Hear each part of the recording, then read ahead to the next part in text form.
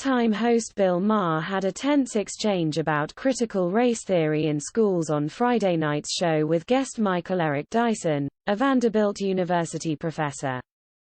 Maher kicked off the show's panel discussion by addressing how Democrats got their kicked in Tuesday's elections, particularly in Virginia where the issue of education dominated the gubernatorial race won by Republican Glenn Youngkin.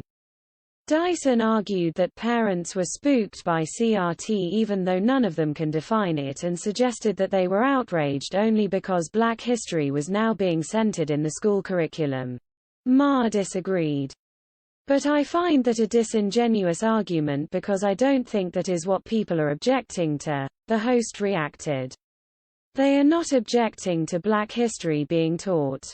There are other things going on in the schools." "Like what?" Dyson asked. "Like separating children by race," Maher responded, "and describing them either as oppressed or oppressor. I mean, there are children coming home who feel traumatized by this. That's what parents are objecting." "But Bill, the beginning of critical race theory in the modern times is 2 years ago."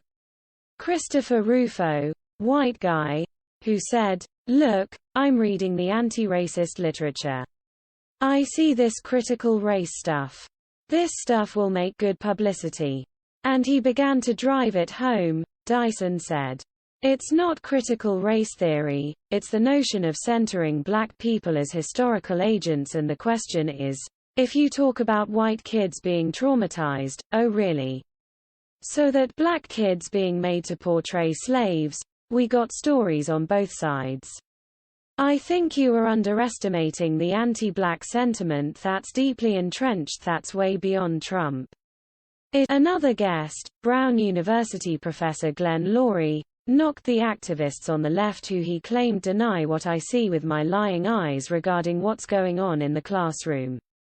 Dyson continued to argue, however, that the debate in school districts was solely focused on how Black history is taught to children rather than the CRT ideology itself.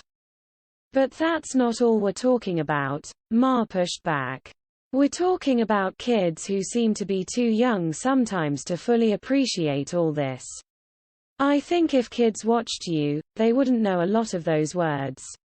So to ask them as opposed to letting kids be kids, maybe, where usually kids are pretty nice to each other if they're instructed." Laurie told Maher we need to be getting beyond race, saying we're in the 21st century, not the 19th century, and that young people shouldn't be put into boxes but allowed to do what comes naturally, which is cross the lines. Dyson doubled down, calling that a failed experiment and denying there's been a race-neutral approach.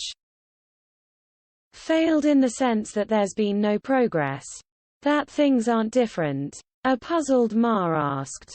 That's a strawman argument. Of course, there's been progress, Dyson said. Well, you said, failed, Maher pushed back. The liberal professor explained that it wasn't Black people who were putting people into boxes and that they didn't want to be segregated the way they are.